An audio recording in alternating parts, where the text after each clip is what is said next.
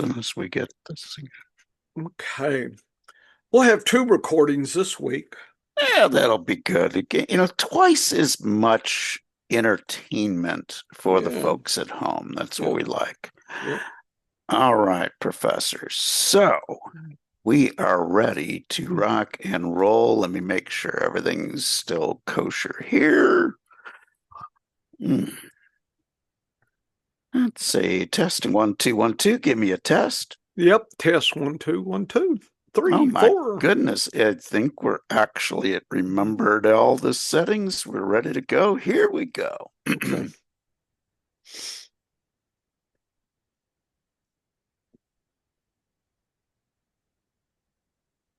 How you doing, everybody? This is Dennis Michelson. Welcome to the science of fantasy football. Why the science of fantasy football? Well, you put a meteorologist and a biologist together. They're going to use the scientific method to decipher this great game of fantasy football. And since fantasy football is all about statistics, and since the scientific method just means we're going to be looking at statistics in a smarter way, that means if you apply the scientific method like we are, and you don't even have to be a scientist, folks, we can make this so simple for you to understand. But let the statistics guide you to the answer, and you will win more in fantasy football if you apply simple logic and the wonders of science. And join me as he does each and every week here on the science of fantasy football. He is the professor. He's a fantasy professor and a real professor emeritus. That is John Bush. John, it's getting closer and closer to that wonderful, wonderful time of the year. No, I don't mean draft season. I mean that season when everybody is so sure of what they don't even know yet. The guy that I'm looking at here, your icon, looks like you're just wired up with about 40 cups of coffee and you know all the sleepers and all the do not drafts and you figured it all out. It must be nice here to know 100% exactly what's going on. I mean, you just draft early and often if that's how you feel. Yeah, it's interesting. I'm so involved in doing our data analysis for this year, our combining our methodologies and trying to be able to make us some money, Dennis. I think Vegas is starting to put out future props. Those are some things Yes. people should start looking at, and I'm sure you've got some takes about last week or two in Twitter fantasy football. What kind of things are you finding out there that you want to complain about or gripe about or opine or whatever? Well, Teach us, Doc, teach us. after spending 3.5 hours in Uh-oh. traffic in Chicago yesterday on what should have been a 30-minute journey from the south side to the north side of town, um, you know, it's amazing. First of all, Professor, I didn't lose my cool one bit. We were Yeah, chatting on the phone, and yeah, we I think were. I think you were shocked at how calm I was while I You was sitting there were. going Don't know nowhere. what's going on. But see, whenever I'm in a situation like that that's out of my control and I am subjected to, you know, this whole, hey, there's nothing you're gonna do. I put on some good music and I let my mind wander since my mind does not have to stay 100% focused on sitting in a parking lot on the Dan Ryan. I just started thinking about the different dynamics of different teams right now and kind of working that through my head. Okay, it's the game of what ifs, and that is so important in fantasy football. So before I explain what that means, I've got my philosophical comments of the week. No gripe. My gripe is about IDOT and the city of Chicago not being able to move traffic that is was no heavier than usual, no accidents, there was no impediments other than stupid design through a construction zone that It wasn't even much of a construction zone anymore, but just incompetence, I guess, is what it's all about. I had a chance to think about this, so I've got kind of my philosophical comments of the day, and here's the thing. So everybody plays fantasy football for a different reason, but having fun is one of the reasons. And in my opinion, you can have a heck of a lot more fun doing this if you win more money. Winning money is fun. I would not. Would I play fantasy football if I lost $1,000 every year? I'd probably still play fantasy football because I enjoy the challenge. I enjoy the game. I enjoy trying to do the forecasting. Now, I haven't lost in 15 years in a row. That either makes me the luckiest person on earth, which I'm not, except for my wife thinking that I'm a keeper. But when it comes to fantasy football, I'm not the luckiest person on the planet. Yet I've turned a profit 15 years in a row. Sometimes that profit is very small. And, with all the time I put into fantasy football, it's about 3 cents an hour, But some of the times it's a very large profit. I paid for half of my down payment for my house based on fantasy football winnings that I took out that year. And it was only a percentage of my winnings that I took out. The rest rolled over to cover the next year's betting. And the following season, I took half of that to go on a nice vacation. So, if you can take half of your winnings and do nice things with it and still have the money, I haven't put more money into fantasy football on the dynasty side. I put $250 is all I've ever spent. And I've got thousands in play this year. So it's just about managing a portfolio. You have to. So fantasy football, if you just want to play 1 or 2 or 3 leagues with your friends and have a good time, fabulous. You'll win some, you'll lose some.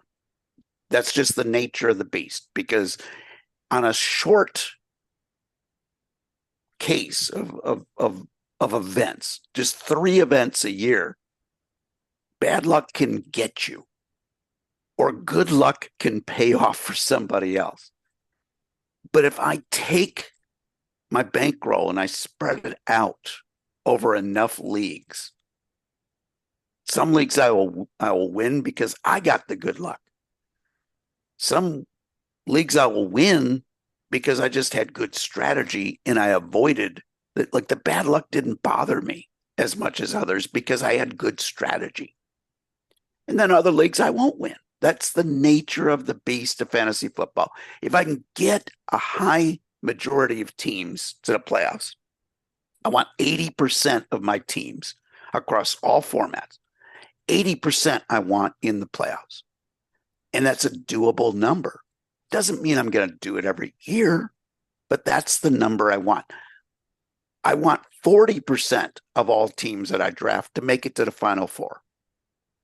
And I've been able to do that over the years. Some years I've had as much as 70% in the Final Four.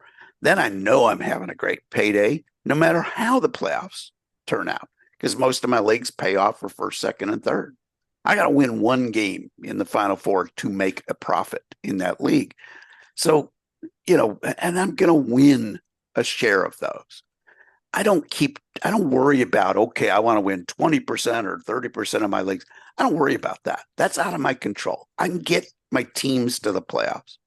Good strategy, good drafting can get your team to the playoff more often than just so many people. Well, 50% of the teams make it to the playoffs. So you have a 50% chance. You have a 1 in 12 chance of winning your league. No, you don't. You have a better odds of that because this is not gambling. This is a game of skill. Yes, there's luck involved, just like poker. There's luck involved. But you see professional poker players making up the majority of that final table at the World Series of Poker every year.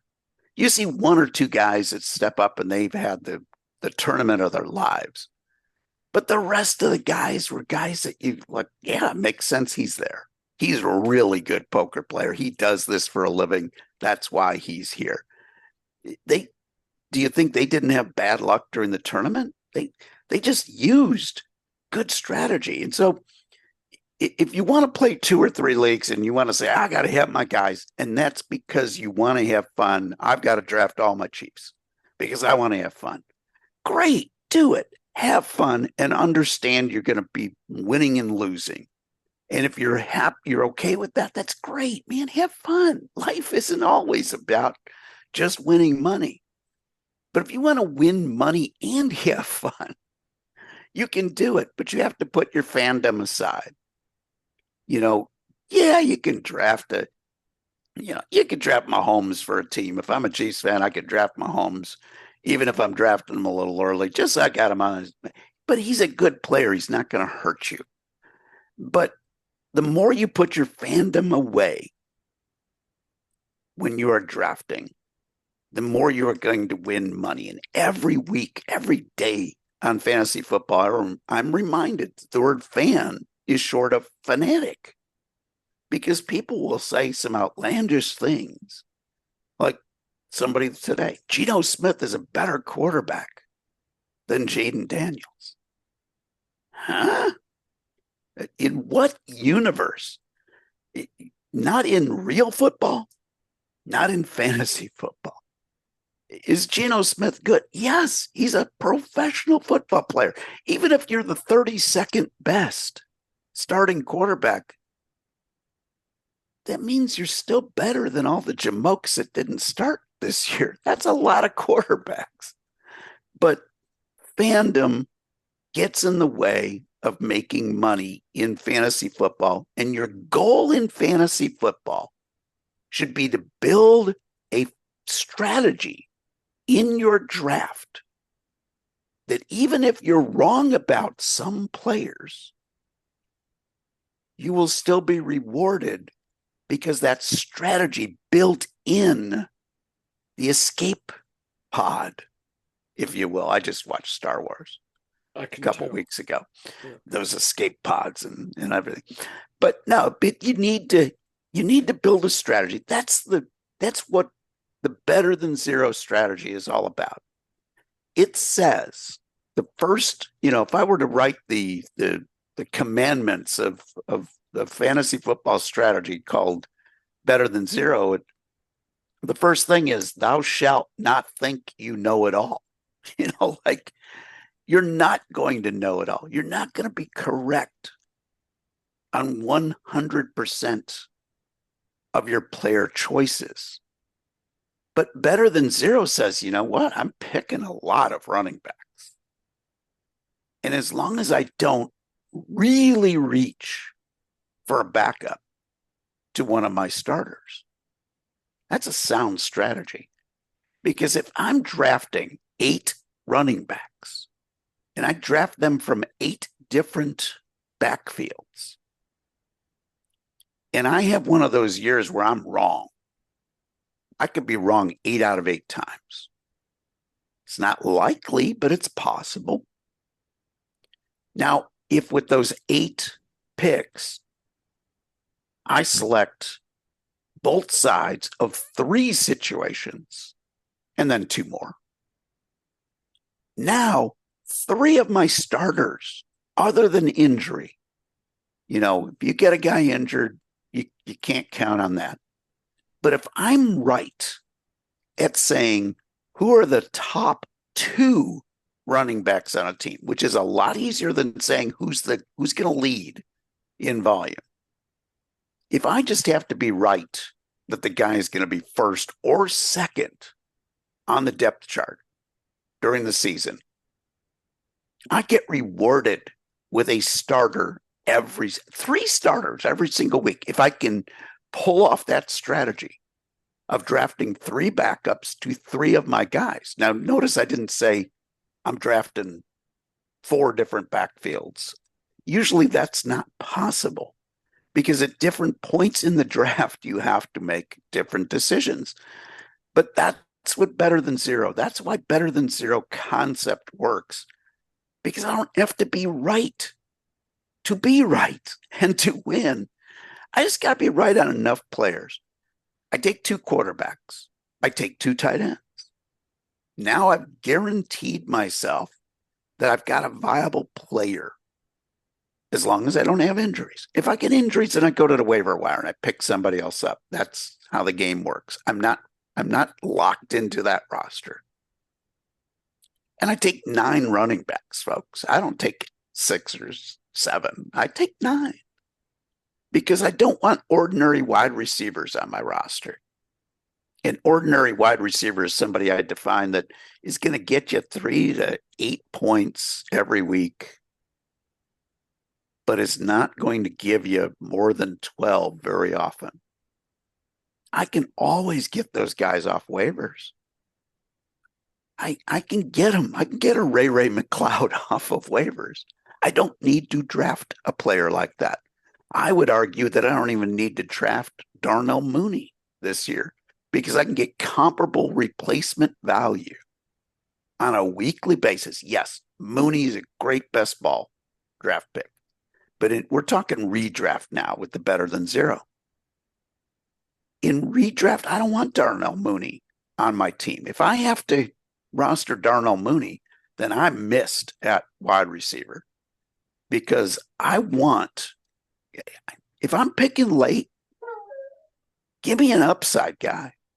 Give me a guy who will be top 20 or bust versus a guy, if I draft the 35th or 40th wide receiver and he finishes 35th or 40th, I did not win because he didn't do much for my roster over what I could get as a replacement off the waiver wire. So that's what better than zero is all about. It's trying to build in a strategy that wins even if you're not perfect.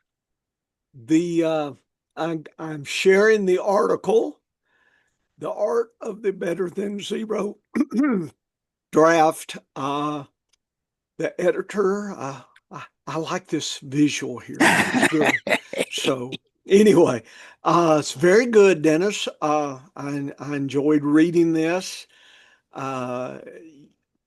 Folks, if you think Dennis is doing all this to help you out, he's really selfish. He's doing this because this is cathartic for Yes. him. This Yes. just releases all this energy he has, and he's got to write these articles, and you just get to take advantage of this. And he's got the draft plan. And, the editor's angry that Dennis just gives away the farm. Every year, Dennis does this. And, I just feel like, I got to let him go. He's just like the genie in the bottle. Who knows what's going to happen. So hopefully, Dennis, you got some of that out. I just let you kind of go, and that's good. But anyway, your article was really good. There's a few things I wanted to hit, and then I got a surprise. Ooh, I And love surprises. yeah, so folks, this is scienceoffantasyfootball.com. Check it out. Dennis has got lots of other secret stuff here. You know, and by the way, we had to break our recording. Usually we do the 2-3 hour recording, but I had to break the pre-show up because Dennis's computer, the gremlins were angry up there and up north there. They were getting cranky. I guess it's that corn sweat starting to build Oh, there. yeah. They talk about up there. And anyway, we talked about super forecasting. We talked about our dynasty and how people might use those concepts. So it's pretty good. I think we had some good stuff there. I don't think you'll see that anywhere else. But this, Dennis, you apparently are. I know you're a big fan of Moneyball. Yes. I've seen that. So y'all can go watch that, folks. That's required if you're going to be read Dennis. You need to go ahead and find out what it inspired him, and it's the Moneyball movie. And he just talks about what it is. He talks about his MVP. We can't shut him up about his MVP, but he explains it. And he talks about the scoring method. What does it mean? And so it's nice because he can communicate by these numbers, these metrics, right? So this tells me something when Dennis says, oh, it's a 130 quarterback. Okay, that's going to get my attention big time. That kind of thing. So Dennis outlines what those metrics are. We're focusing on FF, should be, is it FFPC or FFPC, Yeah, yes. well, let me, FFPC, my bad. Yo, No, it's my bad, actually. Yeah. There we go. There we go. So let me publish that. So we'll change. We got to we got to triple the wages of this editor. It was He's doing such a good job. 235 Grammarly issues the editor had to go through with this. He talks about the basics, folks. That's a good day for me, Oh actually. yeah, and his worksheet. And by the way, Dennis, at some point, and I don't know if we want to leave it a little nebulous, but a safe player, you try to do it, but I don't know if there's a percentage in your head or it's just, at some point we probably need to hammer down that definition a little bit. So actually Okay. there is an easy definition. Okay. And it goes back to the MVP levels. Okay. A safe guy is one I expect to be 75 to 80 plus on his MVP, depending on position. So like, safe players, I'm just writing this down, are expected. My dog's going nuts. He likes your definition. Are expected. So editor's busy right now handling my dogs. Are expected to hit. To exceed. Exceed. Mm-hmm. What, 80? 75 to 80. 85, 80 MVP level. MVP index. Mm-hmm. Yeah. Okay. Well, that's a good definition. Index performance. Correct. And here's the thing is I understand that some of my forecasts will not be they're not going to be correct. Okay. That's the nature of forecasting. And I'm okay with that. Mm-hmm. But where's their upside? And that's the thing is if they don't have an upside that exceeds 80, I don't want them on my team. They need to have. So 80, if we look at your levels up here, folks, you can go, and we're talking somewhere in here for wide receivers. Correct. Some, and running backs the same level. But for tight ends, Dennis. Yeah, they would skip down, but I still want 70. Like you want 70 with tight, so you're 75. Talking fifth, maybe fourth. I want a top 5 tight end. Correct. See, it's and then for quarterbacks, it's within the top 9, 10, maybe. Yeah, I'm happy with that because if you could define this definition even a little bit more if we wanted to. Maybe next time I'll put that. But it's a philosophy thing because with quarterbacks, I'm drafting 2 of them. Right. If I draft 2 guys, and that's the basics, right? Correct.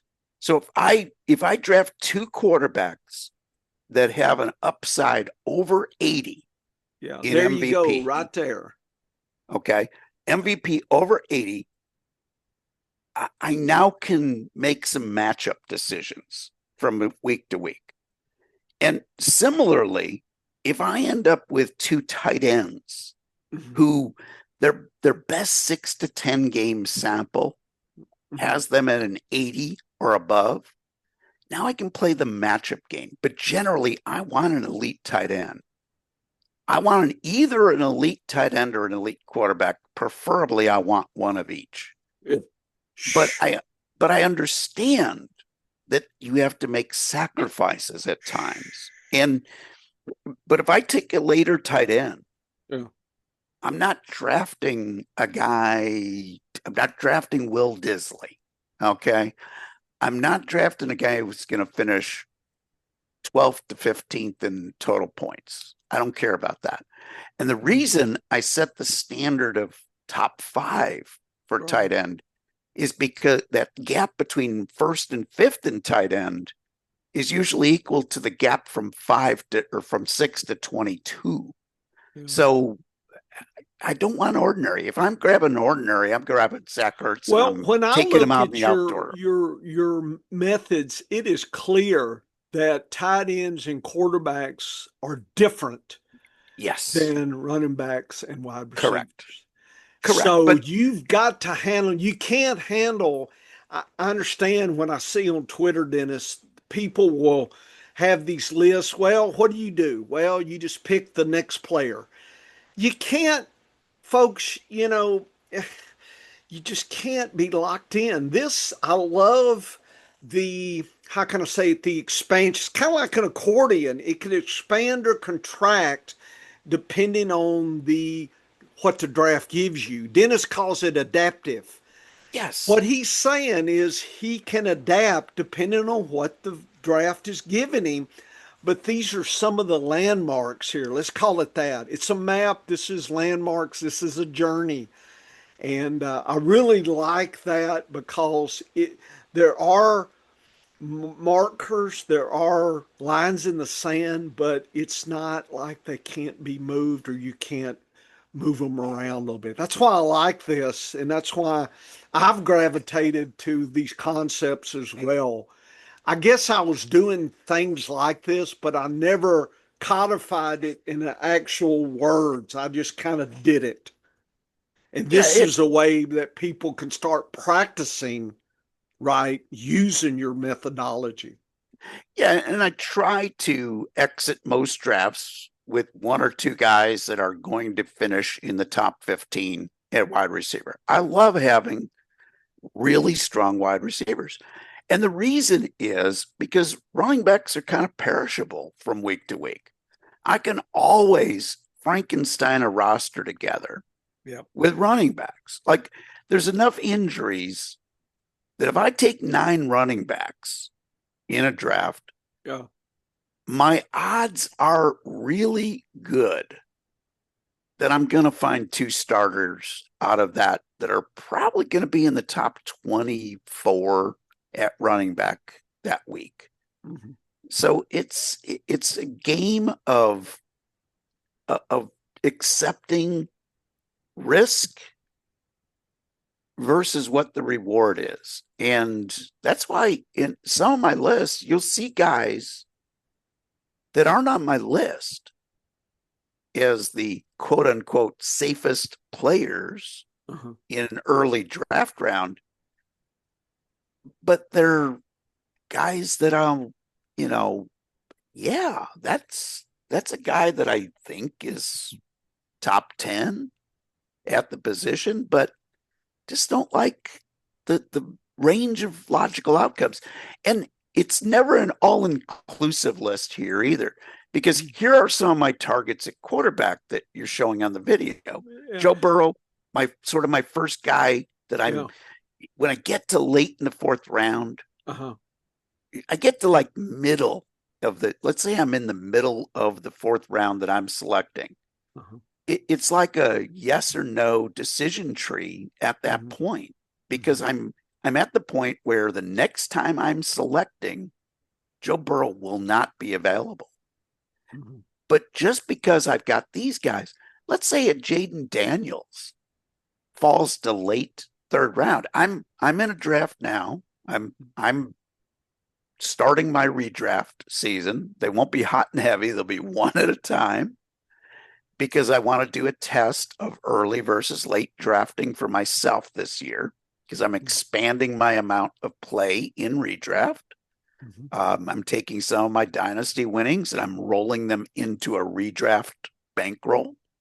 I'm going to just keep your drafting, because as you know, I found that I suck in June and July.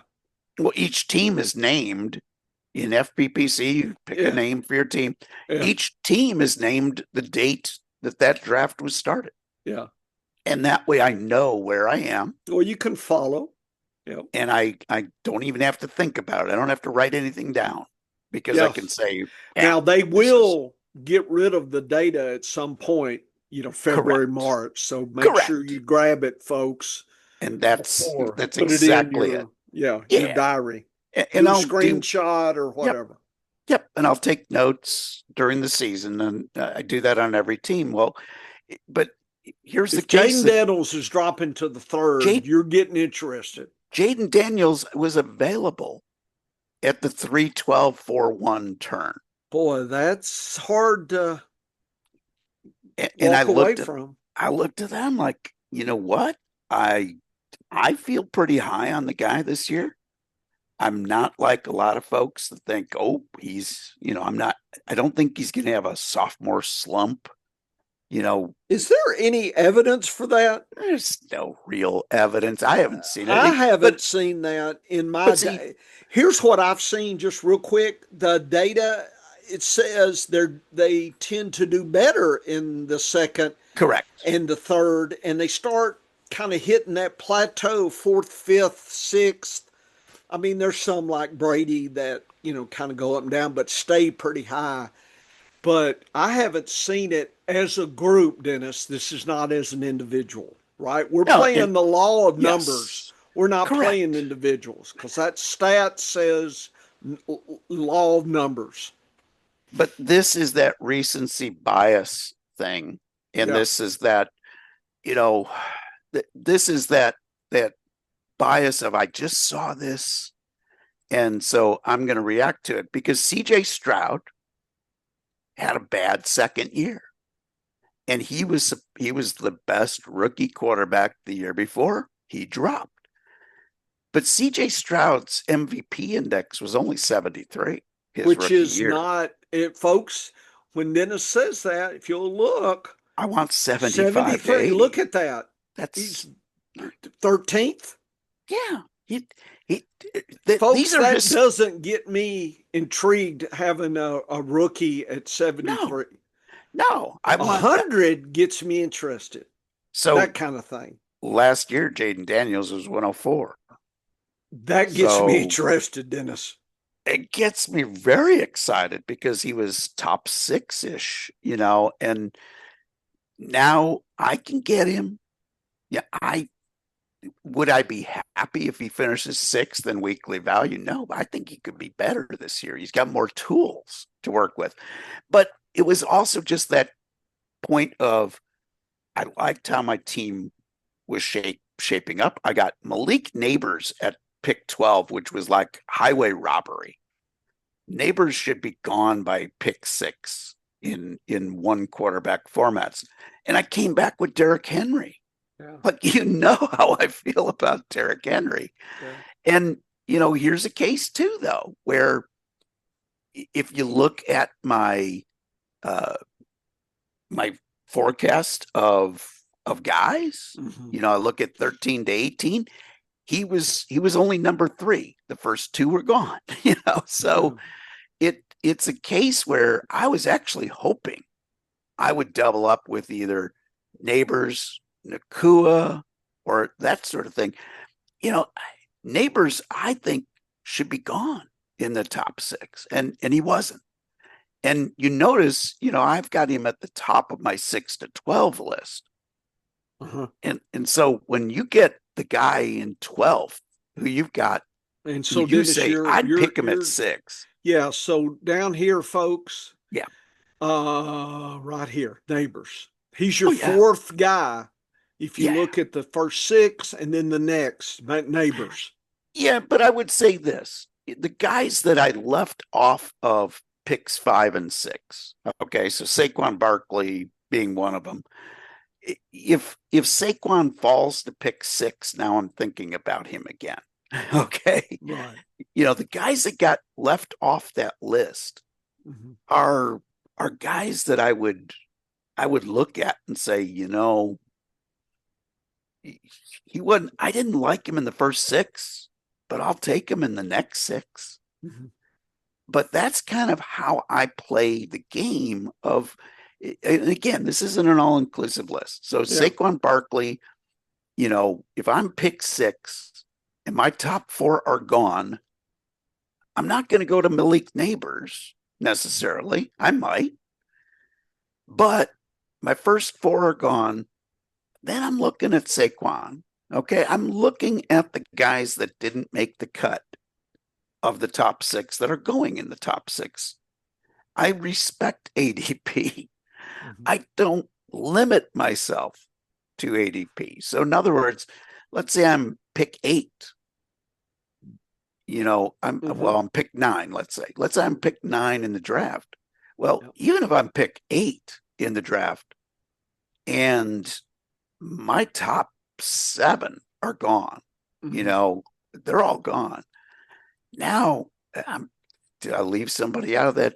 Did somebody that was supposed to go top 6 fall? Okay, I'm looking at them. I'm also looking at the guys from the next tier. So I'm looking at Amon-Ra St. Brown. I'd be glad to take him starting at pick 8 or 9. But he's going 13th. So that's why he ended up in the 13th through 18th category. He's a bargain at 13. But that doesn't mean you wouldn't take the guys in 13 to 18 in the first round. Like when I look at a list, a static list, and it says pick this guy first over this guy, no. Like you've got to think, okay, how is my build going to go? So as I'm getting to pick the end of first round here, and Trey McBride is on that list, yeah, he made my list. But I might say, you know what? If I take that, I'm losing in another position. I'm not ready to take a tight end yet. That's the earliest I would take McBride is pick 11 or 12. But my team build is going to be different. So maybe I pass on that elite tight end if I think I can get one cheaper. Because I think Travis Kelce is still going to be a top 5 tight end. And I can get him quite a few rounds later. So that's the way I kind of think as I go through the draft is, okay, these are the guys I like. I usually have, like, when I'm 3 picks away, I usually put six guys in queue. Yep. Okay. Now I've got my top 6, and I can now think, okay, these are the guys. But if somebody falls, then I'm like, okay, let's take a look at why he's falling. Is there any bad news on this guy? Do I buy the bad news? If Saquon gets to pick 6, he's gone. I'm taking him. Yeah. And likewise, when Neighbors made it to 12, I'm like, man, that's cheap. That's a bargain basement price. Now I have an elite wide receiver. My next group of wide receivers, if Amon-Ra St. Brown had been there, along with Neighbors, I'm taking both of those and I'm smiling all the way to the bank because I'll have started with 2 guys that have the upside of WR1. That gives you strength. Mm-hmm. They weren't, like I knew one of them was going to be gone, and I would have done the same with Puka Nacua. If Nacua, Neighbors, and Sun God all made it to me at pick 12, now I got some deciding to do, and I might have to look at bye weeks because I've got those 3 pretty even. And I also realized, all 3 should be gone, Right.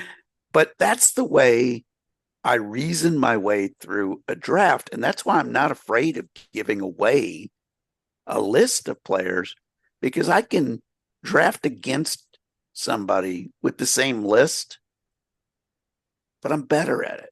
Yeah. I know what I'm trying to do with my build. And as soon as on this team that I'm building, as soon as I picked Neighbors and Henry, that changed how I'm looking at the next 2 picks. It didn't assign who those next 2 picks would be. It just said, I've got elite wide receiver, elite running back. Those slots are taken. Now what do I do next? And that's how I got to, oh my goodness, Jaden Daniels available. I can see a build with him being really good because I think Jaden Daniels has QB1 upside. So now I've started my draft and I've got 3 different positions where it's not crazy to think I could have the top player in each. That's a great start. And then I added Kenneth Walker, the third. Now I got 2 solid running backs. But the better than 0 then tells you I'm going to go and back him up with Zach Charbonnet. Yep. So now I'm looking at where Zach Charbonnet's selection is going to be. And I say, okay, now when I get to this segment, when I'm about 10 picks ahead of his average ADP, now I'm thinking, what do I have to do to solidify this team? Now I grab Zach Charbonnet. I've got 1 starting running back. And guess what? I already drafted Derrick Henry. So now I've got 2 that I'm going to be starting every week. They're going to probably be above the median more often than not because they're MVP index values. You combine Charbonnet and Kenneth Walker. Yep. Heck, I might even want to start both of them on a given week. That's how strong their MVP was. They're both over 90 last year. So, Dennis, the article's there, folks, and here is your surprise. You are actually on the clock now. You got pick 6. Who you taking? Who are you taking? Oh God, this is a no-brainer for me. Yeah. At this pick, yeah. Because now this is what the experts say. It doesn't mean that's what you should pick. Yeah. I'll give you 6 choices. This is, by the way, the draft simulator. I love it. And so this is what Dennis didn't know I was going to put him to the test. So we're going to try to get as much of this done here in the next 20 minutes as possible. I just wanted you to take us through at least the early part of a draft. And I thought pick 6 usually tends to be I like it. A little tricky. I like that. Yeah. So here you go, Dennis. You're better than 0. The experts say Gibbs over Barkley and Neighbors is a distant third. That's what the quote experts say. What say you? Who do I draft on your team? Yeah, my safest guy is Jahmyr Gibbs. And yeah, you drafted him at 6? Correct, because I would pick him. I would pick him as high as 2nd this year. So getting him at 6 was a bargain. Okay, and this is now what you're going to have next here. These are your next pick. So I'm pick 7. This is pick 17 for me, right? Yes, this is number 7. Well, let's see. Where is your team? Here's your team. So you had pick 6. So this is, I guess, what, pick 17 or something? You hadn't put your Q in, Dennis. Come on. You didn't know this was coming? So here we go. You can pick any of these. Allen's still out there. Lamar Jackson. Yeah, I'm not Henry, ready for a quarterback yet. Okay. McCaffrey's out there. JSN is out there. Is what you thinking? Yeah, so this is going RB, or you this is an interesting place to be in, I guess you could say, because this is actually the 19th pick in the draft is what so it should I'm be. Showing you RB. So folks, with this draft simulator, you can hit RB, you can hit WR. So this says the draft, Dennis, has been heavy WRs. Yeah, and that doesn't surprise me because I think people are kind of they're gonna roll the dice on those positions. And so the first thing I do is I look at, okay, who's gone, who can't I get? And I'm looking and I go, okay, I'm down through my top 12 and I still don't see anybody. St. Brown's gone. Is a Shane is he still on the board? He looks like he is gone. Yeah, this is Brown. No, a Shane may still be there. Yeah, I know. I don't know. This is WR. This is Gibbs. A Shane just left. Okay, so A Shane's left the building, so I don't have him as a choice. So here's my dilemma at this pick. I have Christian McCaffrey rated pretty high, but I'm also worried about him. And here's another twist to this better than zero concept. Remember, I said you want to have your backup running back to protect yourself if there's any concern. I think that Garendo is the backup, but he had health issues also. And they grabbed Jordan James as a rookie. So now there's a three-headed monster there. And I'm really not sure. I don't want to grab all three because I don't know who the backup is to McCaffrey. So that factors into my decision making. Yep. So Jackson Smith Najigba is a really good player, but I think he should be going a little later in drafts. I actually think he you won't get it. The pick predictor says he'll be gone. He'll be gone, and I'm fine with that because I have him valued, as being kind of that, third round guy is where I kind of see him going. And this is second round. I'm kind of picky in that regard. Now, is Nico Collins available? Did Nico go? By the way, Kittle is still there. But yes. The predictor says he'll be available for you next round or Laporta. I think he'll be back. So your WRs is Wilson, Najigba, Higgins is 50%, Hill, Rice. Those are the 50%ers. So Coin Flip says most of these are gone. So Nico is gone. Yes. Convinced of that? Okay. So Nico Collins is gone. He's number 7. That would have been my guy in this position. So here's where I am. I think there's a gap at wide receiver. And AJ Brown's also gone. He's gone. Okay. So both of those guys are my guys that I'm like, I like Nico Collins and AJ Brown are kind of like my last of those higher tier wide receivers. Okay. Yeah. The guys after that, there's question marks. Jackson Smith Najigba, I'm not sure how good Sam Darnold is going to be in that offense. So I'm a little You scared. just missed AJ Brown. Yeah.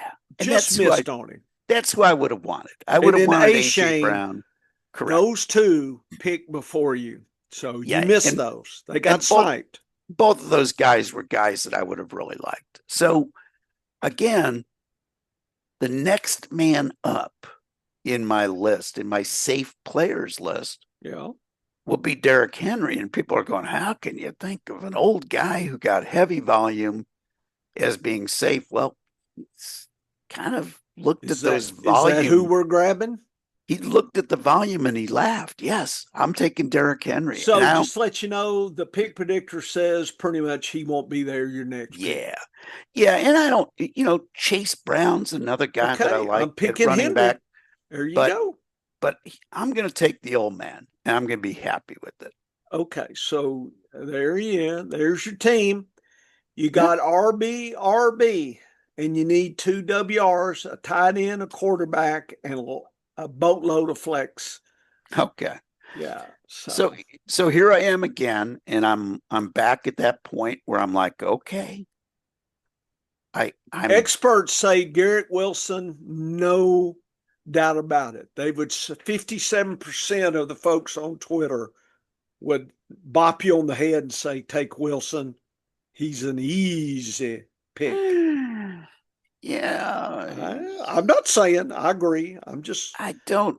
I This don't is all hate. Dennis show, by the way, I Dennis. don't. You I didn't don't. know. So I don't hate him here. Yeah, yeah, Okay. yeah. But For you know, WRs, I got one of my guys sitting there who, Evans.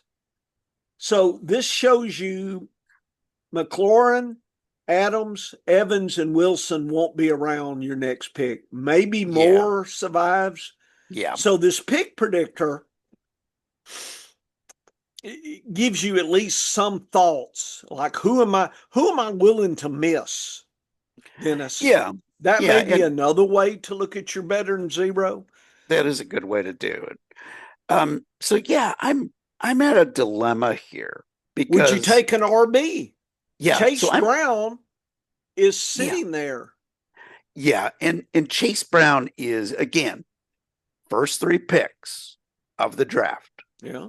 I'm He's picking I'm picking for safety upside. Okay. he's I an want RB9. upside. You could have three monsters. Yeah, and that's who I'm taking.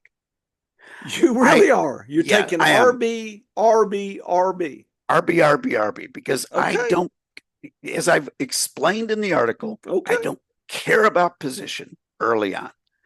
Would I have liked to have gotten a wide receiver at that point? Oh, you betcha. Would have loved to have gotten a wide receiver. Okay. But it, Fourth but it round, wasn't in the Jalen cards. Hurts is one of your guys, but you like him in the Yes, fifth round. I do, This pick but predictor says you're not going to see him in the I'm fifth not going round. to see him in the fifth round. And that's the thing is if I want him, I now have to take him here. And I But understand that. Burrow is going to be your pick next pick. Yes. 17%. So chances are he'll be there, Dennis, if you want him. But Yeah. Hurts is probably not going to be there. Yeah. So Kittle gone, I assume. Well, let's see. Yes. Okay. So Kittle's gone. So that was the decision tree at tight end, because I wasn't ready to pick. Well, I didn't have a choice between some of the guys, but I wasn't ready to pick tight end when there were those quote unquote elite tight ends available. So now I'm in a situation where I got three really good running backs. Yes, you do. So now I'm pushed to that decision tree now. Yeah. Is it wide in receivers? the fourth round to say, okay, so I look, Rashee Rice is gone, I assume. Yeah. So here's the best: Harrison, Flowers, Yeah. Metcalf, Sutton. Then Godwin, Olave. That's what Yeah. the next six, according to this. Yep. So I'm not excited about any of those. Just not excited. DJ Moore was sniped right before you. DJ Moore would have been the guy I would have wanted to have. And he's gone. He's gone. Now that forces my Do you take your quarterback? my thing here because I'm like, okay, so my wide receivers that I like in this group are gone. Yeah. So the question is, do I reach for my next safe wide receiver and grab him early? Mm-hmm. That's a possibility. And that guy would be Tech McMillan, who I'm assuming is still available, even though he won't show up on this list. Let's see. Wide receiver. McMillan. Yeah, he's. But the Wow. computer will tell me that he's far enough down that I'll probably still have him as a choice next pick, right? Yeah. So my next wide receiver that I really like is a guy that I know two guys that I next like are two guys that I know you're kind of cautious about, I guess is the best way to put it. It's Jalen Waddle, okay, and it's Chris Olave. Both have big question marks around them, but here's the thing. Both of them are likely to still be available at my next pick, Okay. Olave, 23% chance he's Yeah. gone, so 77. And Yep. Waddle, same deal. They'll be So around next pick. so I will have the choice in probably the next 2 rounds. I will be able to get two of the three: Ted McMillan, Chris Olave, Jalen Waddle. I'll be able to get two of those three. So you Most go likely. Hurts here? I'm going Hurts. Yeah, I knew I'll you take would. Hurts. Because Little early. But he's right there. Little early, but The I'll draft take is him. telling you take Hurts. Yeah, I'll take Hurts. Okay, so now I just left the wide receivers up. Metcalf, Olave still here, Godwin, Jameson Williams, Waddle, Jerry Jeudy. So this is an interesting Now, tight situation. end, Ingram may make it back to you. Kelsey should make it back to you. Is there a running back that you got to have? James Conner won't make it back to you, but you'll have your choice of some others if you wanted. So here's an interesting situation because you might notice that. Here's your team, by the way. Oh, yeah. Yeah, and I'm happy with that team. Okay. And again, the fact that I can now start 3 running backs. You could start 4 running backs if you wanted to. But my 3 running backs that are already rostered. They're in the top 10, according to the experts. Correct. And so I'm really liking that. And I've got a top 3 to 5 quarterback as well. Yes. So I'm pretty happy. Go to the all. I want to see who all is available. And that didn't even change much because Connor is in there. I don't need Connor because so I got the experts would say it's Metcalf. No, you should just immediately draft. That's what the experts say. I'm not saying I would do it, but that's what it says. Yeah, and here's the thing: is I've got Metcalf forecast at an 80 on MVP. Okay, I think he's a 65 to 100 range and an 80 guy. Okay, so he hits the minimum. Yeah. But do I really care about minimum? I have a forecast of 70 to 120. Okay, so a slightly lower, about the same, I guess, on the floor, a little higher ceiling. I'm taking Olave. I'm taking Mr. Concussion. Okay. And I'm saying we drafted him. I'm saying I'll let him beat me. Like if he gets a concussion, I'll have to replace him. That's all Here's there your is team to it. now, Dennis. And I'm happy with that team. I'm okay with that. Okay, so now with all, it's pretty much wide receivers. That's what they're saying, except for Pollard is way down the list and Henderson. Yeah. So anybody? What about tight ends? Ingram is still here. So is Kelsey. No, too early for those. Kelsey's tempting, but the pick predictor would say he's going to be around next time. Yeah. So is McMillan definitely gone? Let's see. Is he taken? Show drafted. I thought I saw Waddle come off the board. Let's see. Jigba, Wilson, Rashid. I'm looking. Harrison. Godwin. Waddle's gone. Williams is gone. Yeah, so here's a case Travis where I'm going. Hunter. Yeah, I'm going against. So check to see if Ted McMillan is available, wide receiver. I know the computer's not selecting him. No, he's not. They don't like him, Dennis. Where do they have him? Is there a way to search? I don't know if somebody there should. Oh, he is drafted. I think he's drafted. Is he? Where did he get drafted at? Keep rolling. Go down.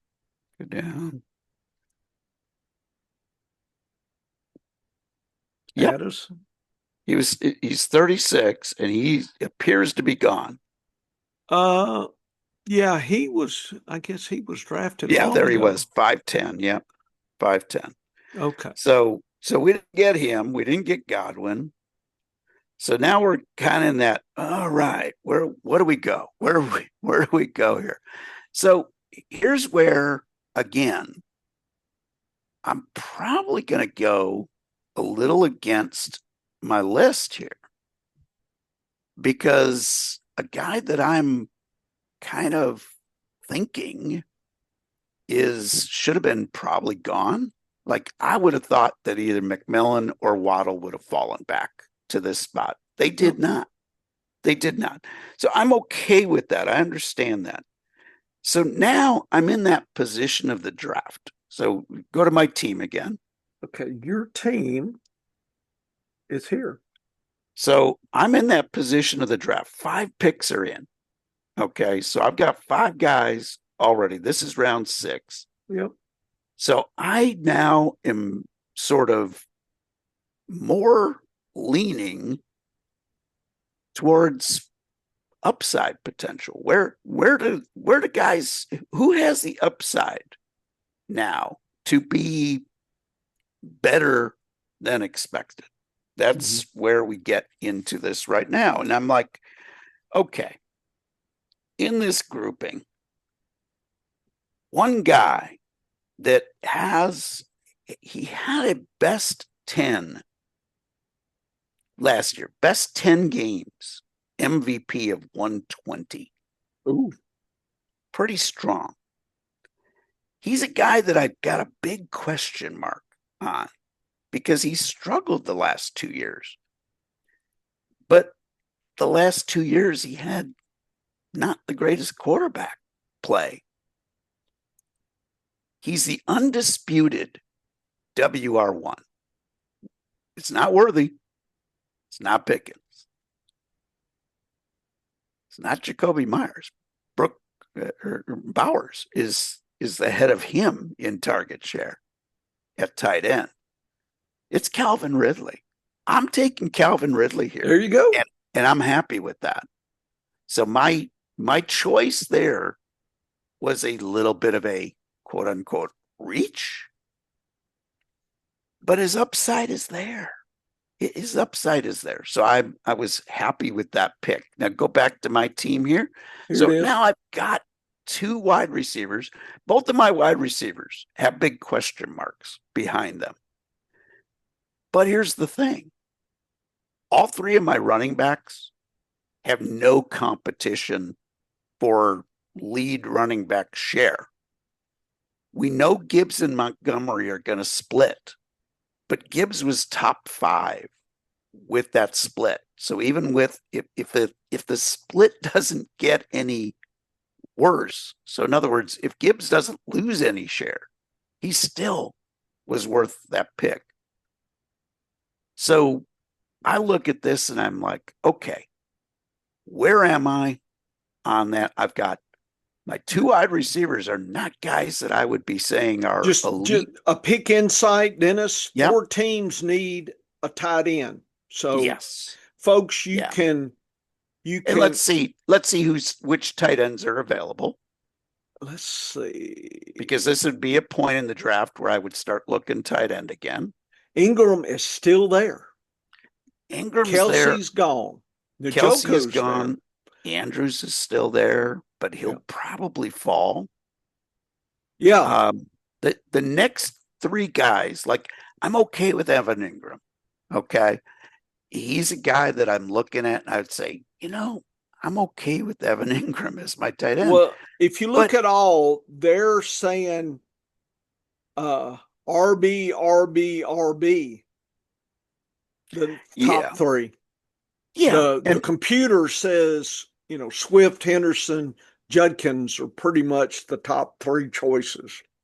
Yeah. And if I look at my list and, my safe player list, and I look at the guys who are still on the board at this point in the draft, Laporta was gone, right, at tight end? Yeah. Okay. So I get down to Trayvon Henderson, DeAndre Swift are two of the guys that are still on that list. Mm-hmm. Yes, I have three really good running backs.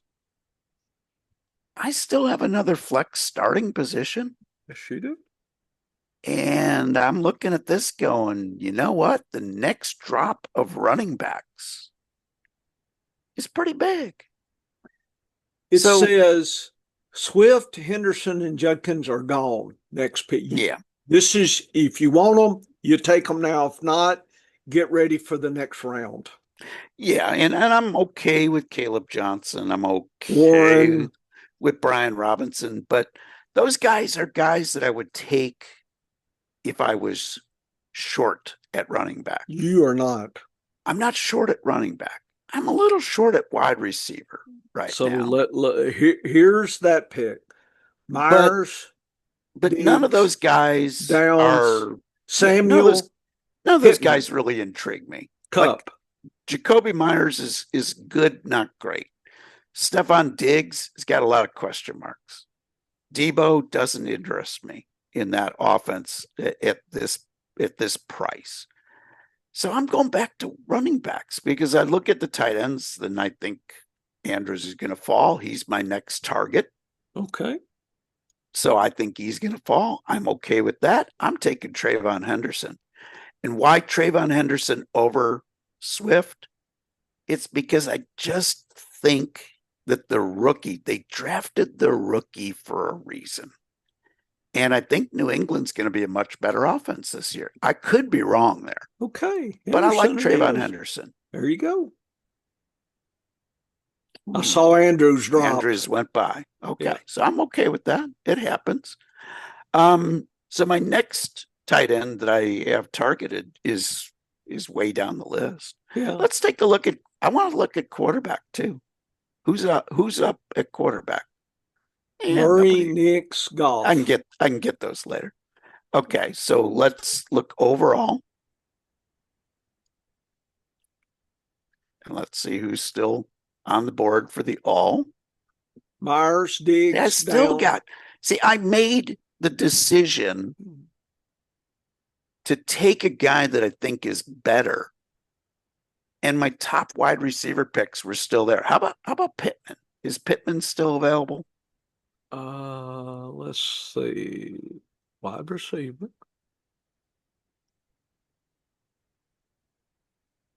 He might be gone. Let's see. Is Pittman? Yep, Pittman went 2, 3. He's gone. Okay, and I think that's fine because Pittman's like that. Might be good, might be bad kind of guy. So you're leaning wide receiver, or are you still looking at tight end? I'm leaning wide receiver. Let's look at running backs that are available, though. Okay, so the experts say Warren, Robinson, Etienne, Javonte Williams, Charbonnet, Stevenson. Boy, oh boy, oh boy. Little lean. Yeah, I don't mind. Warren and Robinson and maybe Etienne. This is your time if you want them. If not, move on. I kind of like the there. Boy, it's close. This is a case of here's where I am right now. Yeah. Do I gamble? Or do I play it safe? Yeah. Where do I go with this pick is the question. Let's look at the larger wide receiver list over on the left-hand side. Okay, here we go. Okay, so the guys I'm specifically looking at are Matthew Golden, who's still got to be on the board way down there. Keon Coleman, Egbuka was another guy I was looking at. Mm-hmm. Yeah, they're all going to be available when I want to take them. So they're not a priority now. You know what? I'm going to go back to my team. Yeah. Go back to my team. So I've got four really good wide running backs right now. Yep. I need wide receiver help, Yep. but I don't care. Oh, okay. I don't care because I think I've got some wide receiver reaches that I can be okay about. So I'm going to run back. I'm taking ETN. I'm taking the guy that people are down on right now. And I'll tell you what that move It's does. saying that it's got the same buy as I don't Gibbs. care. Not I that, don't care yeah, about I'm that. just for Yeah. people that haven't used Yep. this Yep. is it just tells you. Okay, we take Yep. any 10. I'm Yep. taking ETN. There we go. Welcome to your team. Yep. So I've got now, I'm really in good shape. I've got 5 of my 9 running backs or 8 running backs that I want in this format. I'm happy. I'm very happy. Yep. All right. So let's look at the wide receivers that are still available. Okay. Wide receivers. Downs, Cup, Cup, Cup, Pearsall, Kirk, Downs. Yeah. Mooney, Shaheed. So I've got Josh Downs Yeah. and Pittman rated like 1 and 1A. Okay. Yeah. So on Indy.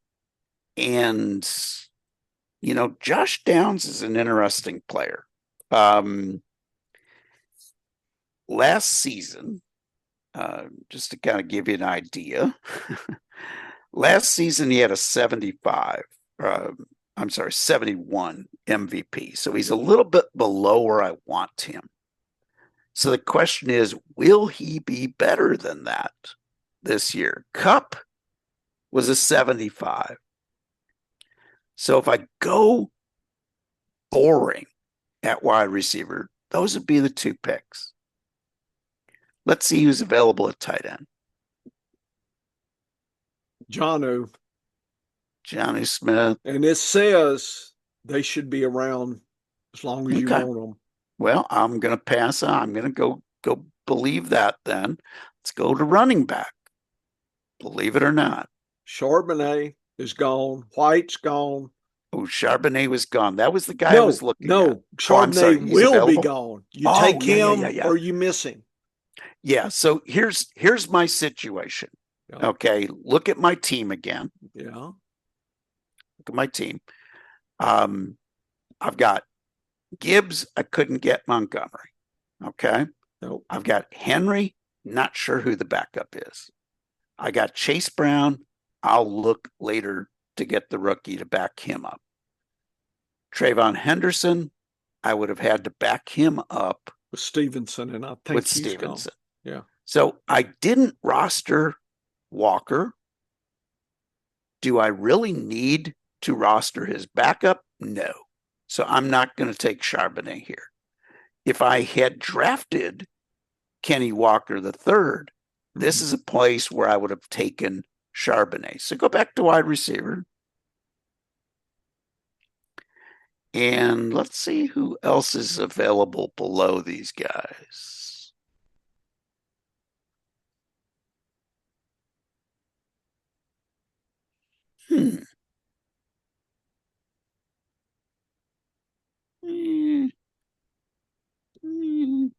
Was Buka taken?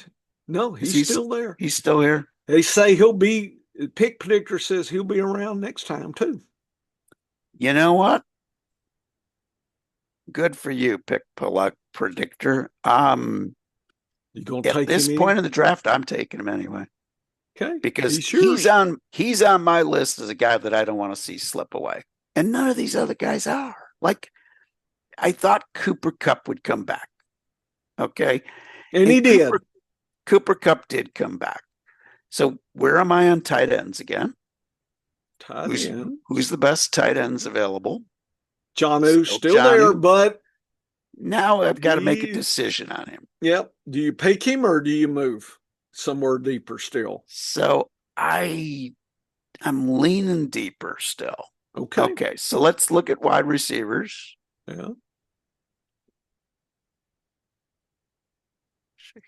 Burden.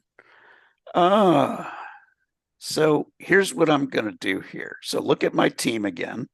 Okay. So here's what I've done with this team at this point. At wide receiver right now, Yeah. I've got two guys that are likely to start week one as the WR1, the target leader on their team. Right. Okay. At some point in the season, I think Agbuka could get there. Well, okay. And I got him.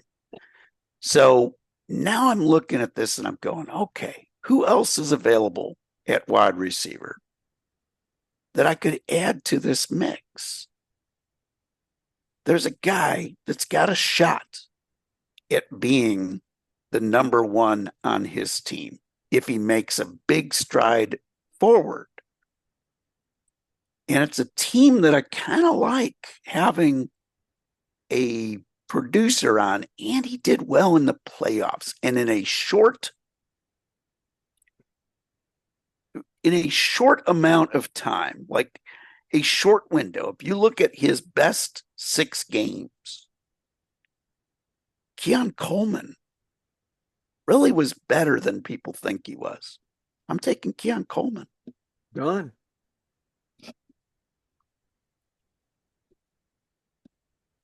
Says reach alert. You just got to read. They said you reach. Yep, I sure did. I'm okay with reaching. That was round 10. This is round 11.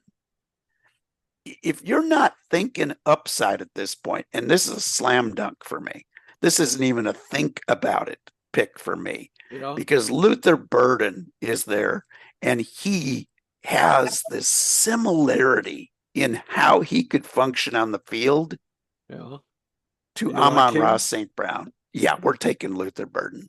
Wow. We're gambling. Because all I care about is upside at this point. What about your tight ends? Yeah, we'll look at the tight end. I'll show you what we're doing at tight end. Freiermuth, Henry, Loveland, Pitts, Gesicki. Loveland intrigues me. We'll kind of think about that one. Go back to the all. I want to see the big picture. Goff, Herbert, Caleb. They really like quarterbacks now.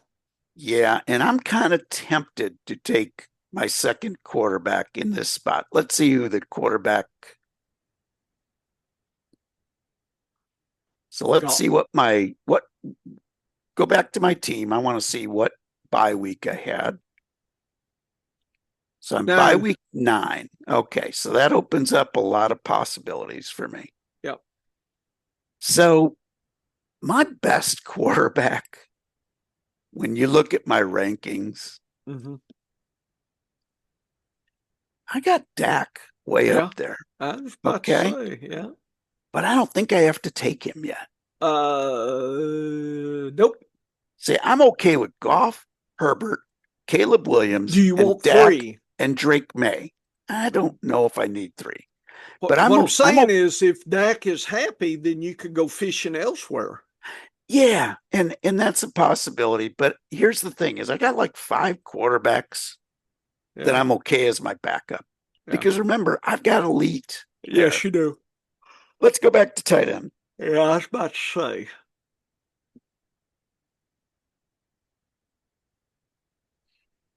Yeah, Loveland's the only one that excites me. Page down at tight ends. I want to make sure one guy is still there. Yep. Strange. Brenton Strange. You know How did I which know way that? I'm going. How did I know that? So I don't think it's time yet to pick him. Nope. I think we're okay there. So right now, if I'm looking in, I would say, Dennis, looks like we're definitely streaming. So you definitely want to watch your buys in your 2 tight ends. Yeah, and the guys I'm leaning with now, I'm leaning Loveland. I'm saying, can I build a tight end? Experts would say Loveland, Freiermuth, Henry. So Pitts. I don't like Pitts. So I'm looking Loveland and Strange and Ertz are my 3 guys that I'm targeting right now. I could string those guys. So I could look at those. So I'm okay if I miss on Loveland. Yeah. Let's go to running backs. I want to see who's still on the board here at running back. Roshan doesn't excite me. Jaleel, nah. Neil, nah. Hunt, no. Justice Hill, no. Estimate. Estime's interesting. Yeah. I'm okay there. I'm not. My other running backs that I'll add will probably go back to my team.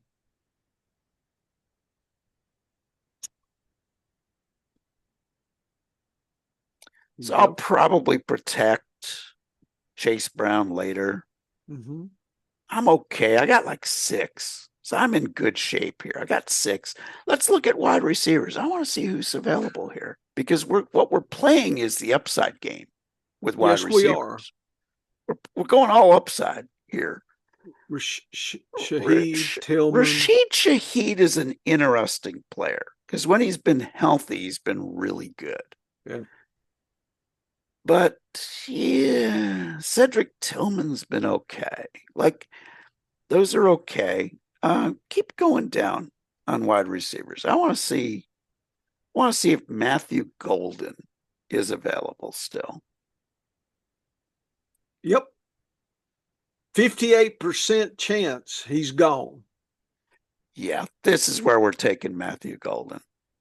We're going to draft him. And I'm going to say, and again, I'll get told I'm taking a reach, and I'm fine with that. Yep. Because we're talking round 12. Look at my team now, and I'll explain to you why I built it the way I did. Okay. So I've now got 1, 2, 3. Ibuka is a wild card because something it has to happen to either Evans or Godwin for that pick to pay off. Godwin might not be right at the beginning of the season, and it's a chance both of them would be gone later in the year. He was just one of those guys that was a speculation pick. But in Coleman, Burden, Golden, I've got guys with massive upside. Now, you notice I drafted 3 rookie wide receivers to go with 2 veteran wide receivers. That's kind of a gutsy move, but I think it might pay off. Go back to who's available. Want to see tight end. Okay. So lost Loveland. I'm okay with that. Who's my running backs that are available?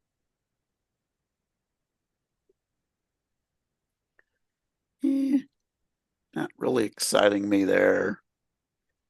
All those guys I think I can get later. I've already got 6 good ones. Let's go back to quarterback. I want to see who's still available. This is about your time to take the second quarterback, according to Pick Predictor. Yeah, and I think that's a good idea. And I missed on Goff. I'm okay with that. So here's my dilemma. So I'm okay with Love, Prescott, Herbert. Fine with all 3 of those guys as a backup quarterback. Herbert actually had 2 touchdowns in 9 games last year. That's pretty good. They've added some weapons for him on the offense. I just don't see them being in a high passing offense. Yep. So here's where I'm going to roll the dice a little bit. Well, Herbert, Dak, or Jordan Love are the safer picks. Mm-hmm. They are. They're safe picks. I've got Hurts at quarterback already. I'm going to surprise you with this pick. Okay. I'm going to take Caleb Williams here. Done. Because what if he just hits, like, now I'm set at quarterback. I don't even have to think at quarterback anymore. So now I'm set. Dak actually made it back to me, which surprised me. but I'm okay with this team. So let's go tight end. Look at tight end. Yeah, Hunter Henry's not exciting me. Gesicki, we're in round 14 here.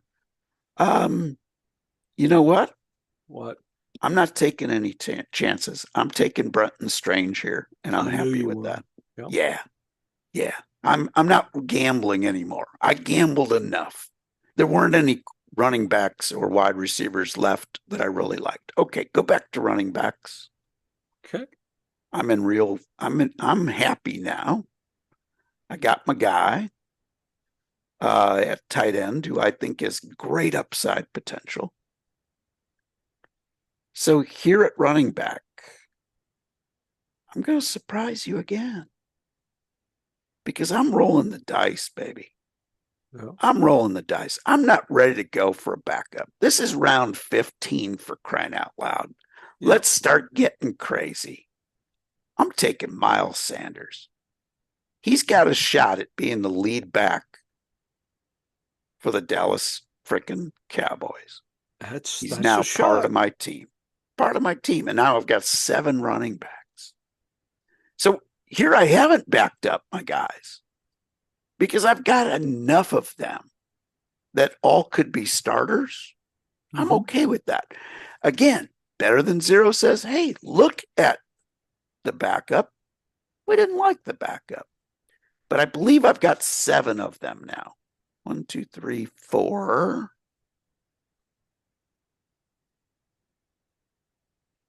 5. I've got 6 of them, Yeah. right? So I got 6. And how many wide receivers I've got? Um, 1, 2, 3, I got 4, 6. So I'm pretty 5, even. I 6. got 6 and 6. Yeah. Let's look at running backs again. Okay. Here they are. All right. Let's go down a little bit. Let's go down a bit. So it's telling me I can still roll the dice on a couple. I'm not even going to think about this one though. Look up a player for me. Okay. See if Jaden Blue is still available. Let's So see. How see do if I we can search search? for that. Yeah, there's got to be No. a search. Q. Where is? Now there's got to be a way to search. There's So go gotta go to the be. bottom. Go to the bottom of Yeah. this. No, go to the bottom of the middle section. Suggest another player. Okay, it's saying That's you're suggest. asking the Still not letting computer. you. Yeah, Q. Uh, can we player here? no. Team. Boy, they'll give you a Yeah, chance to I don't know select. where. You go to the running backs and just page down.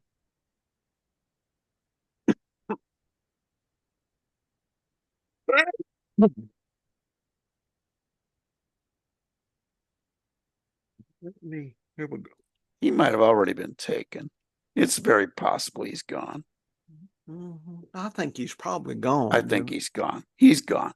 All right, so let's go back to running backs Mm-hmm. that are there. And now I am gonna play the backup game. So the Mm-hmm. question is, do I want Keaton Mitchell or do I want Taj Brooks? I think I want Taj Brooks if he's there. There he is. You There he want is. him? That's who I want. Yep. Round 16. Ah, yeah. Slight reach. I love it when it tells you it's a reach. Okay, let's go to tight ends. Want to go back to tight ends? So I'm getting to that point that I need to grab a second one. Is Zach Ertz still on the board? I do not think he is. I think he's Okay. gone. He gone. That's all right. I'm okay with that. Um, yeah, not crazy about Otten, not crazy about Likely, not crazy about Komet. Keep going.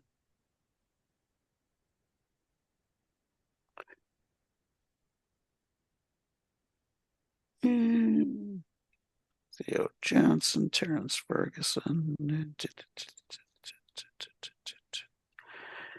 I'm not crazy about any of those at this point. Let's go back to running backs.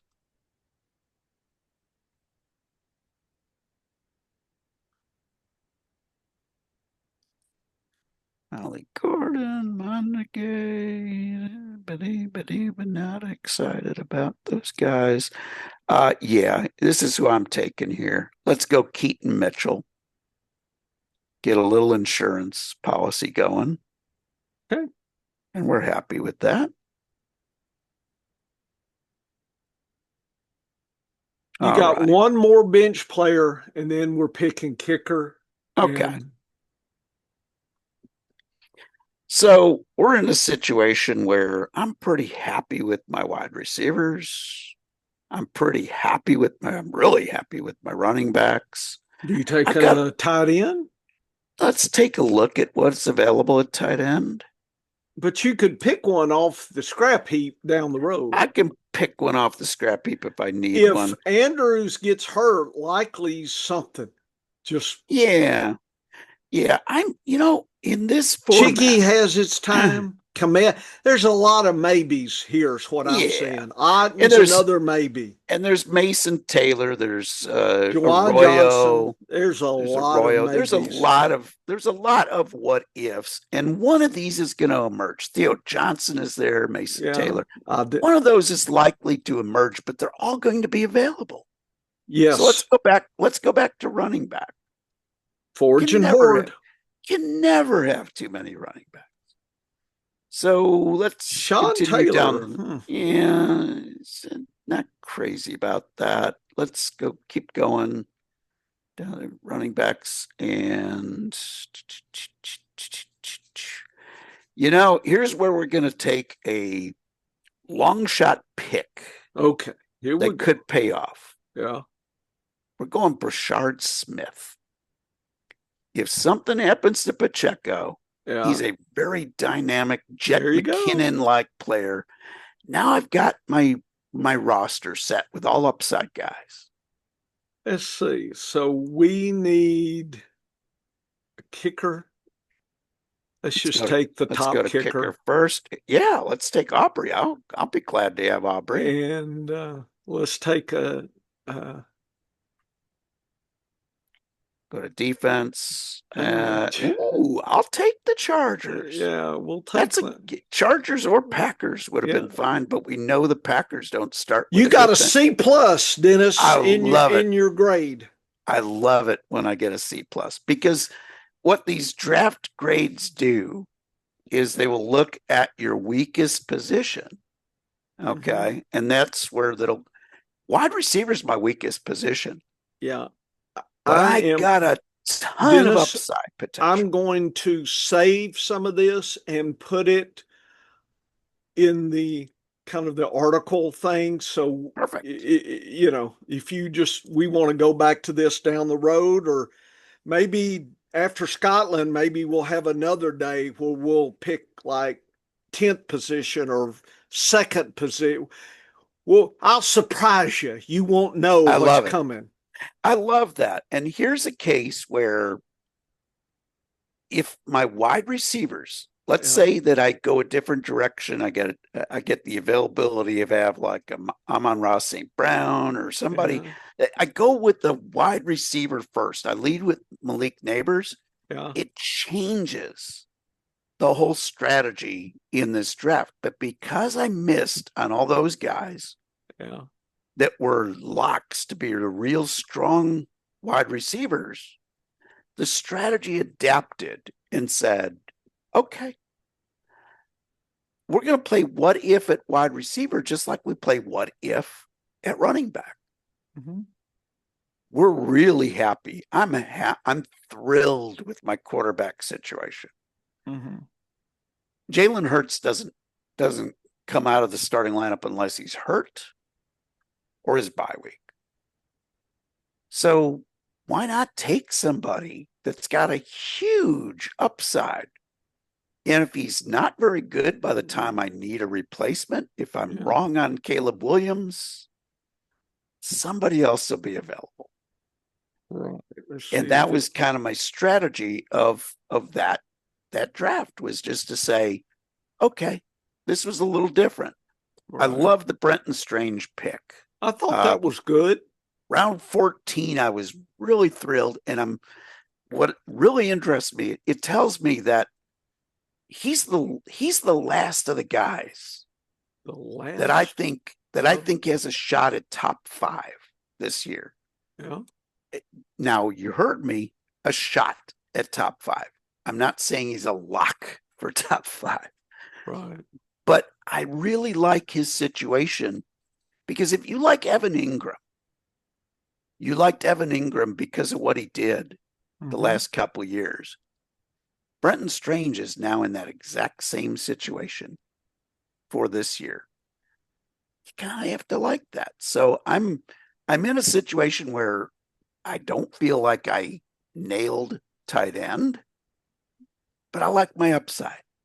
I don't think that I nailed wide receiver, but it's all upside. I've got 4 of those picks that could lead their team in targets. Nope. I like that. Now I'm going to have to play the matchup games at wide receiver more than I am at running back. Running back, I am thick with running backs, and I'm pretty happy about that. So it's all a matter of the way you draft and who you draft, what positions you're heavy at. By the time you get to round 10, for instance, you know your strengths and weaknesses of your team. You do. Wide receiver is my weakness. So every pick I made on wide receiver later in the draft, all upside. I didn't even care of what their floor was. I looked at their ceiling because I'm going to have to play the matchup games at wide receiver.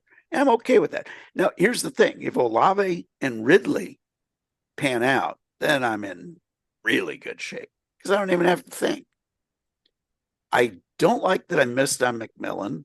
I probably should have gambled even earlier on McMillan. That's the only, if I were to grade myself, I'd say that's the only error that I made is I would have loved to have had Ted McMillan on this team. But I didn't get him. But, you got to make decisions at each point in the draft. I'm loving my running back situation. My running backs, I can withstand a lot of injuries, and I got 2 backups. Well, you got I'm some good great with that. running backs. Yeah. So I like the way that worked out. And you notice I will sometimes make my kicker and defense play in rounds 18 and 19. Yep. Because I know I've got somebody that I'll be taking a long shot gamble on at 20. Let's say that I did draft Saquon Barkley on this team, for instance. Yeah. My 20th pick will be AJ Dillon. Yeah. On such a team. And I know I can wait until he's 20. A free square. He's a free square. And I don't mind having those kinds of free squares out there. Because right now, my running backs, I got 3 guys. My top 3 running backs could all be RB1. And even the guys I took later, like Etienne and Sanders, could be the lead running back on their own team. That's the depth you want to have. I think we put a nail in this coffin for the better than zero. Check out the article, folks. I'll try to put this draft board up. If you're curious, this is June 21st, for goodness sake. Who knows what's happening by 2 months from now? So don't get all cranky at Dennis because he picks some, you think goofy picks, If we were starting tomorrow, this is what he would have done. So, yeah, the 6th position is never my favorite, Dennis. That's a and tough this spot. confirms it. This puts some conundrums for you. I love the river, or I love first, second, third. I kind of like those. I know what I'm grabbing, or I love the river to really get the 1-2 punch early. I hate 6 pick. I hate 5, 6, 7. This is just personally. I have not checked my diary for that over the years. I should have. I should go back, but People, y'all need to do that. Maybe you're better at certain positions. I mean, there are some leagues that you can pick or draft. I don't know. You can pay to have the first pick, or I don't know if there are such leagues, but you could find out what you're better at. Of course, that could work against you. If you get your worst, then you'll kind of short circuit your thinking. So I don't know. That could be a double-edged sword on that thing. But anyway, I had a And, great time, Dennis. and It was my fun. home league actually did something like that years ago. Yeah. Did y'all have a So, race or something or chugging instead of contest? we had a blind bid. Ah, So you started the season with $200 how in much of it did you want to risk? free agency money. Yeah. Okay. Yeah. And you got to bid, and it was all blind. Okay. And if there was a tie in bids, then we literally just flipped a coin between those two. Mm-hmm.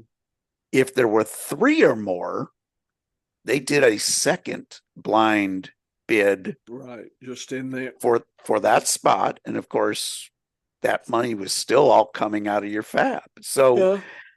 I didn't mind. This is one quarterback, and we did it different. We drafted team quarterbacks. Mm.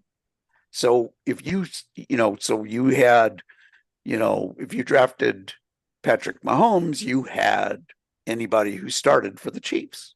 Gotcha. So you didn't have to worry about having, you could just For roll a the home dice. league where you're not, playing for blood money, that's probably good.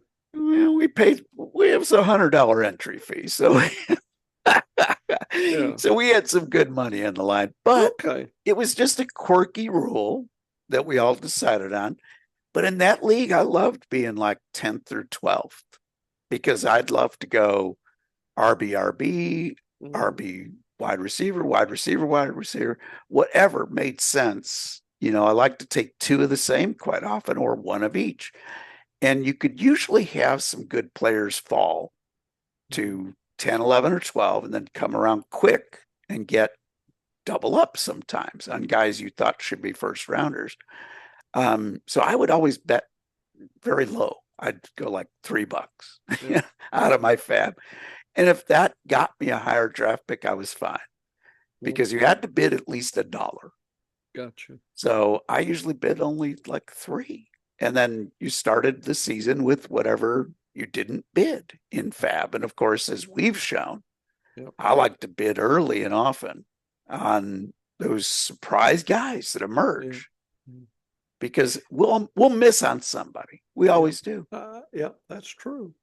So, Dennis, you have another article the editor's got to hit. So, we'll be talking about that before I head out on vacation again. I know Mr. Vacation, that's what you can call me.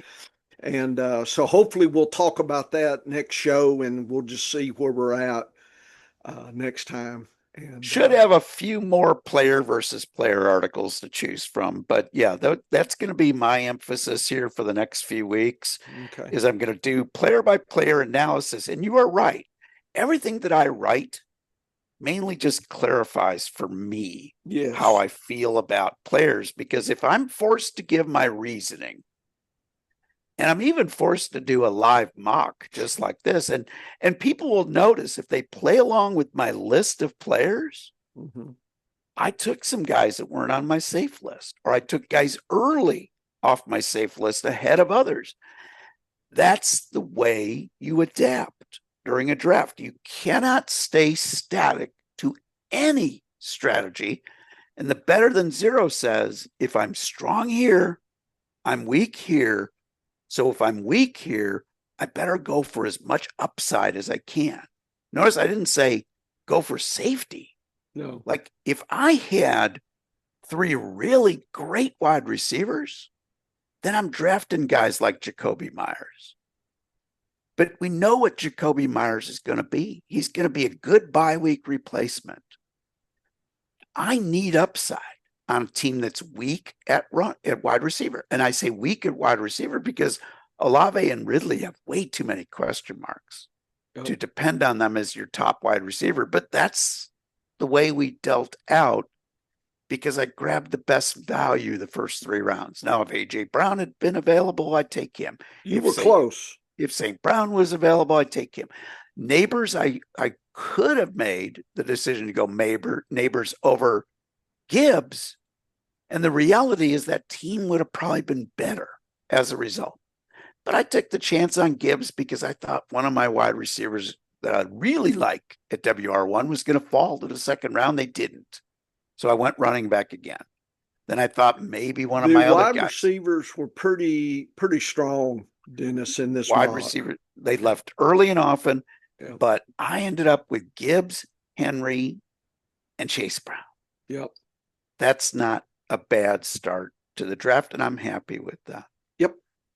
So, Professor, thank you for the surprise. That was fun. It was a surprise. Head on over to the scienceoffantasyfootball.com. There's a lot of great data that the professor has shared with us and a lot of great ways to utilize ADP, and he'll have more of that as the drafting season. When he gets back from vacation, he's going to be a busy until the expo, because we got secret stuff to work on there. Oh, yeah. Some fun stuff that is coming at the expo. Now, let me just tease this out and say, if you're listening and you got an idea for a great analysis of data, get in touch with us because we will help you be a star at the may have some opportunities down in the years to come.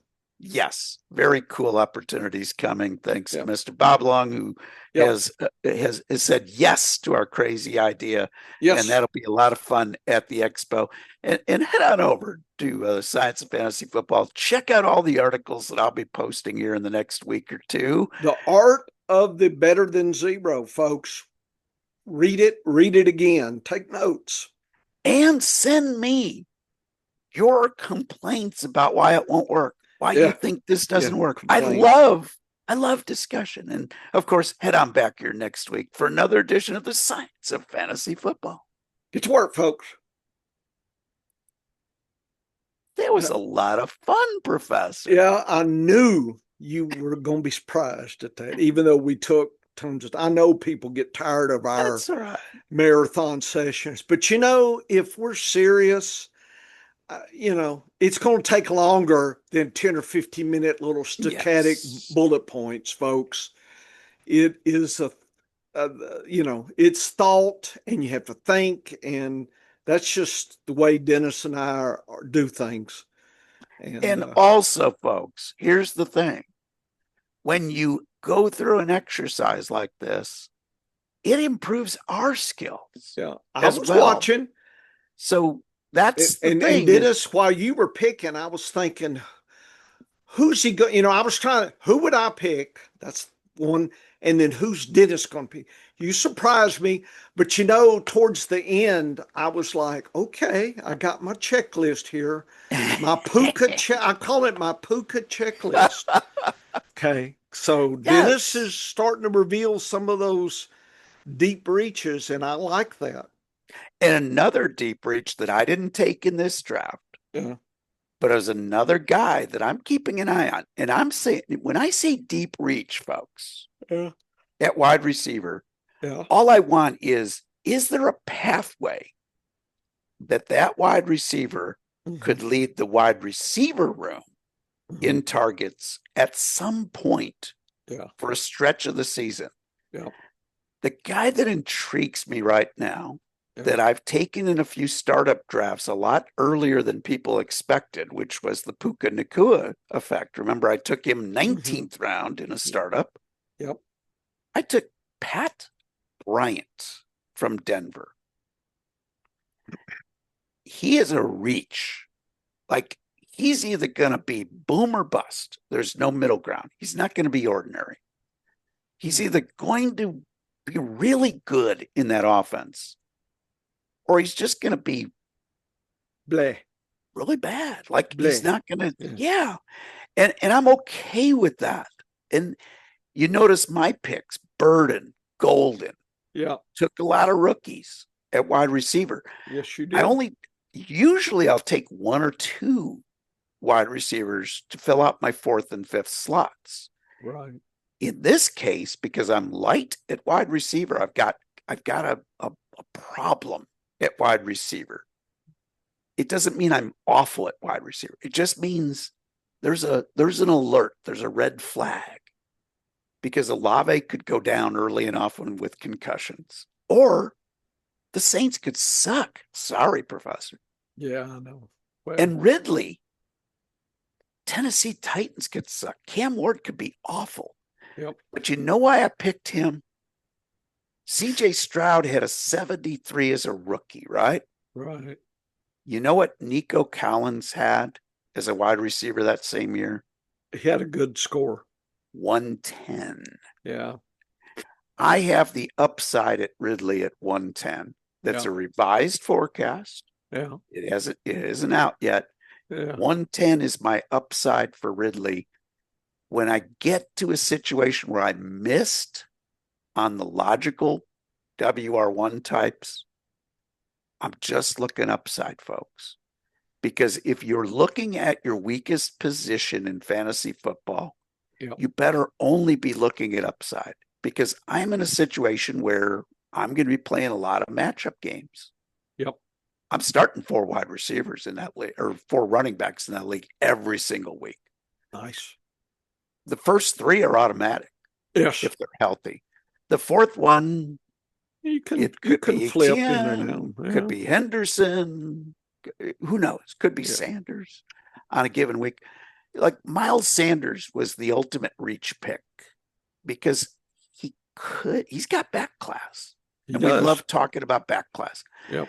His back class was in 2020, though.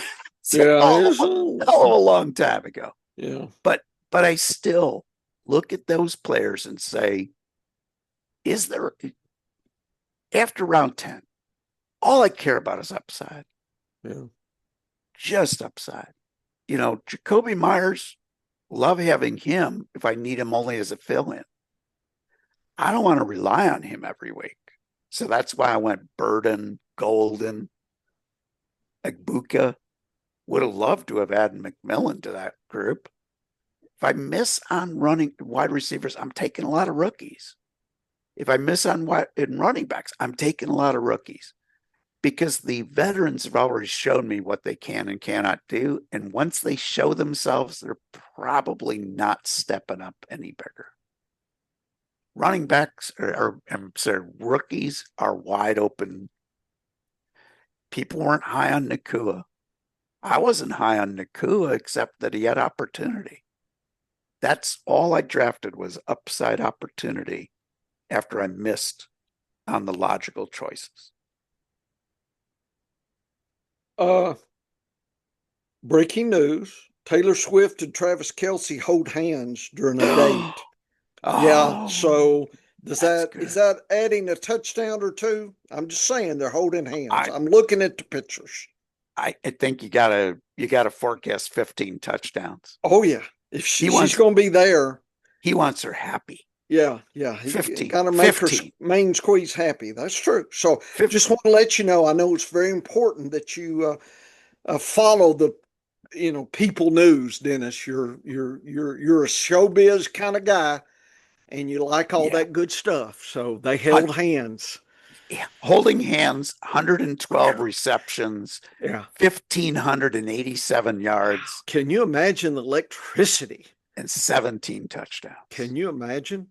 No, Andy Reid, he's going to trade his face shield in for that, put his little My Little Pony love stickers on it or something, make sure they'll have to put that in the Hall of Fame in the Kansas City wing that they're building down there.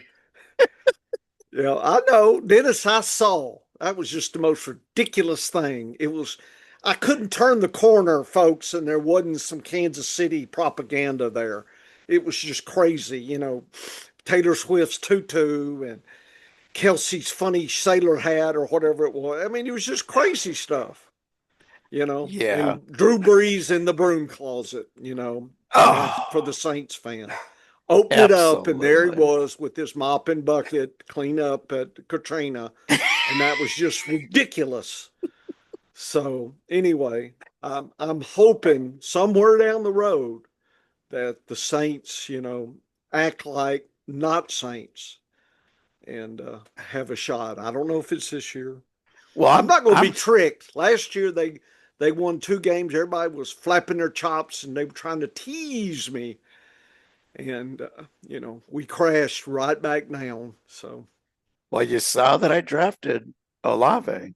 I know I didn't say anything. I wasn't Olave's gonna. got Olave's got an upside of 120 Yeah, well, MVP. he Like he he needs about 220 to make that team happen. he- and he's like the Saints are going to probably be playing from behind, right? Yeah, Junkyard special.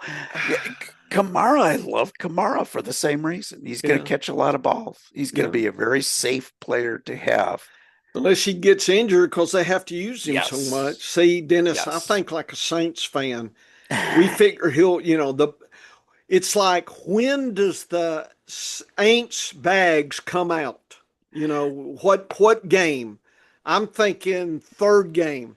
We've So already pulled out the Aints bag over our head. so years ago here in the great city of Chicago, where I'm from, the Chicagoland area, Yeah. uh, we had a columnist by the name of Mike Royko, and Oh, I remember him. he wrote some famous books. Okay, yeah, Yeah. very good books about politics Right. and about the original Mayor Daley and everything. Royko was a clever writer. He was that kind of guy that when you got the newspaper every morning, you turned right to Royko Yeah. because you wanted to see what Royko was saying about the world. Yeah. And quite often it was about sports because he was a big sports fan. Yeah. And it was at a time that the sports teams in Chicago were usually not all that great, Yeah. or they were disappointing us. Royko had an opinion about being a Cubs fan. He says, an optimist looks at the glass and says it's half full. A pessimist looks at that same glass and says it's half empty. A Cub fan looks at the glass and says, when is this damn thing going to spill? Yeah. That's being a Saints fan. He would Yeah. have written such great columns Yeah. about the Saints and the Yeah. bags and Yeah. everything else. But Royko was my favorite. One of my other favorite writers from the old Chicago Tribune days, Yeah. Fred Mitchell. He follows me on Twitter now. I've had some back Nice. and forth with Fred Mitchell. He covered the Cubs. And Fred Mitchell happened to be one of the very first black writers to be a beat writer for a major newspaper. Nice. Pretty damn cool. Yep. And never said a word about being a pioneer or whatever. Spent all of his off hours helping encourage and inspire kids to stay in school and showing them ways that they could Nice. use their brain and Yeah. their creative abilities to get ahead in the world. And that was at a time, folks, that Yeah. we were pretty backwards as Yep. far as race relations and everything else. And Yeah. Nice. Fred Mitchell got where he was not because of favoritism or anything. He was one of He the earned best it. damn writers that ever Nice. existed. And the Tribune at that time was a very conservative newspaper. Yeah. It's not like it is today. It was a very conservative newspaper. But back in the day, Yeah. the conservative folk were the ones who gave the opportunities Yeah. to minorities if they Yeah. were damn People good at what they forget did. a lot of things have switched over the years, and yeah, a Yeah. lot of things. Yep, I agree. I'm gonna stop recording. We've wound it down, Dennis. We